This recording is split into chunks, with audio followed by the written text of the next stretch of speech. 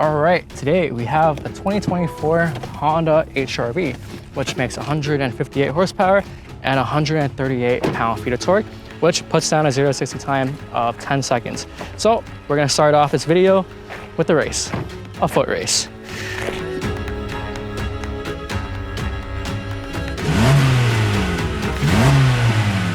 Three, two, one, go! I got a better launch!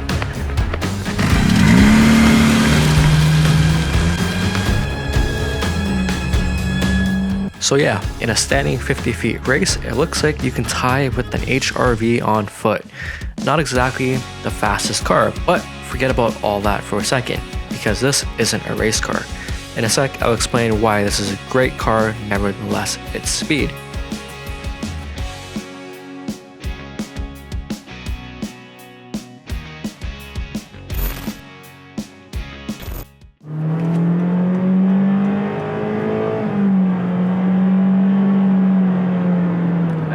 That's 60.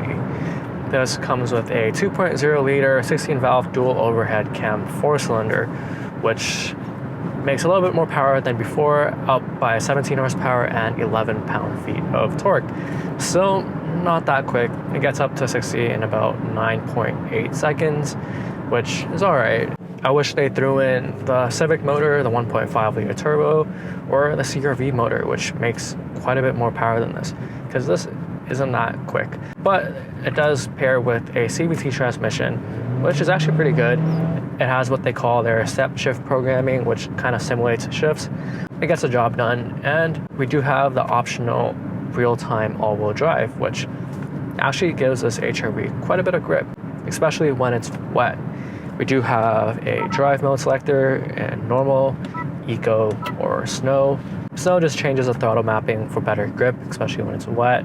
Eco just numbs down your power so you can save more gas, and it also makes the HVAC system more conservative on feel. We do have these new McPherson struts in the front and a rear multi-link suspension in the back, and it actually takes these corners pretty well, actually. It's not exactly fast, but it can handle corners. Drives like a Civic. A little bit of understeer, and yeah, this thing rotates really well. Much better than the last generation HR-V, which makes sense because this feels more stable thanks to that wider stance. And we do sit on the same 11th generation architecture that's shared with the Civic.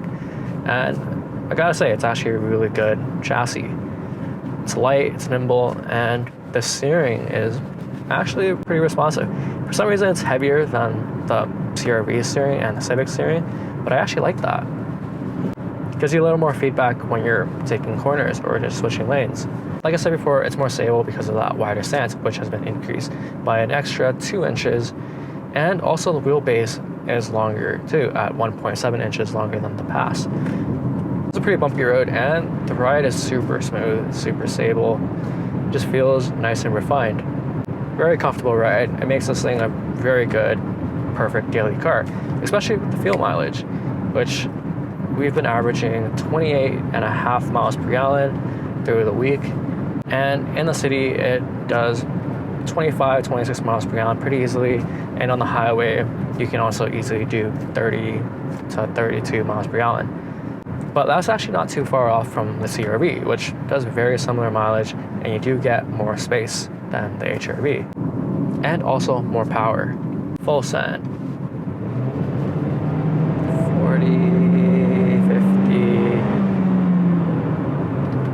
It's alright, enough speed to pass, but not phenomenally fast. But that's not why you buy an HR-V. In the HR-V, we have lane departure warning, and we have a button for lane keep assist. So when you press it, you can just basically let it do its thing.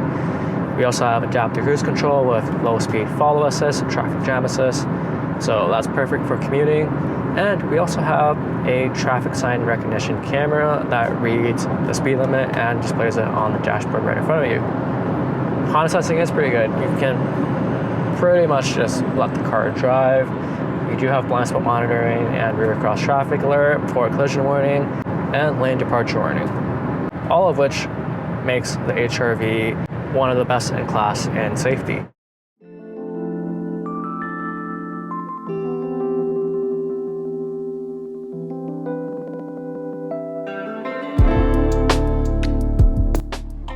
Of course, here in North America, we do like bigger SUVs, and this HR-V is much bigger than the previous generation, sitting at 2.6 inches wider, and it has broad shoulders and stance. Overall, the length has grown by 9.4 inches, which is quite significant. Its low horizontal belt line that begins with extended hood that continues over and swells over the rear fenders is pretty nice. In the front, we have this pretty cool grille design that pushes air through the bumper and around the front wheels, improving aerodynamic efficiency. For a cleaner and upscale look, we do have these really nice LED lights that look pretty clean and upscale. And the design of the hood hides the front wipers, which is also visually pleasing and also more aerodynamic. In the rear, we have a sculpted hatch, and we have a spoiler in the back as well, which makes the HR-V look a little more sporty. And these outer edges of the taillights aren't just cool looking, but they're also shaped to improve aerodynamics, saving the HR-V some feel.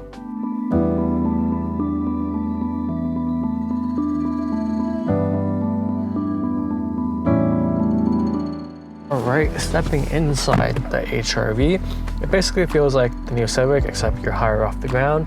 Same interior, you get the same honeycomb grille that runs across the dashboard that separates the HVAC and the infotainment. A lot of people don't like the mesh grille across, but I think it's a really nice dividing line that runs across the interior. The visibility in here is even better than the Civic. The mirrors have been moved down away from the pillar, so you get a better view, especially when you're making left or right turns. And just looking outside, this car is very easy. It makes it very easy to drive. We have nice leather seats with French stitching on them. They're also perforated as well. And we have nice and soft leather padding. Of course, it's not padded all the way. All the trimming at the bottom is still plastic. Of course, it's a Honda, but they put leather in all the right places that you'd actually touch. This is a really nice place to rest your knee.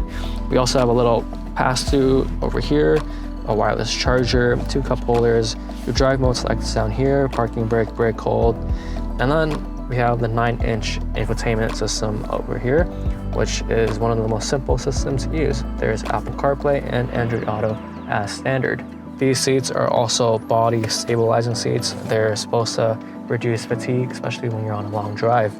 I do like the fact that they still have a volume knob, and the HVAC control is all mechanical. It makes it super easy to use, and the cabin here is surprisingly deep. You can put quite a bit of stuff in there.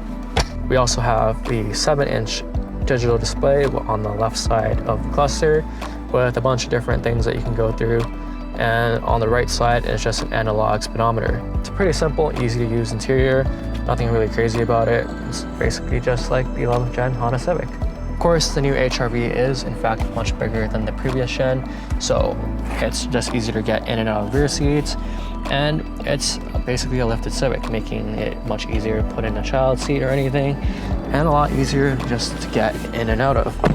You get more legroom and more headroom than before. The bench is wider, and there's no transmission tunnel or exhaust piping hump in the middle. It's very small, so sitting in the middle seat would be pretty comfortable as well.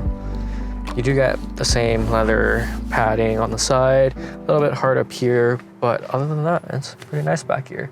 The trunk opens up to 24.4 cubic feet of space, which is one of the best in the class. There's a low lift-over height of just 27 inches, making it easy to load heavy items. And with the 60/40 split seats folded down, it's totally flat, and it gives you 55.1 cubic feet of space, which is very impressive for the class. The HR-V might not be a race car in straight line speed, but it's definitely a remarkable vehicle that checks all the other boxes for a very fair price. The chassis is brilliant, it handles well, and it's much more spacious than its compact size suggests. There's an abundance of safety tech and all the features that you'd need. It's definitely designed to be efficient, simple, and very easy to drive. Whether you're seeking a reliable daily driver or an adventure-ready crossover with its real-time all-wheel drive, for the money, the HR-V proves to be a very compelling choice in almost every aspect. If you do want a little bit more power, almost the same fuel efficiency, and a bit more space, I suggest taking a look at the CR-V with the 1.5 liter turbo. Other than that, the HR-V is great. Thanks for watching.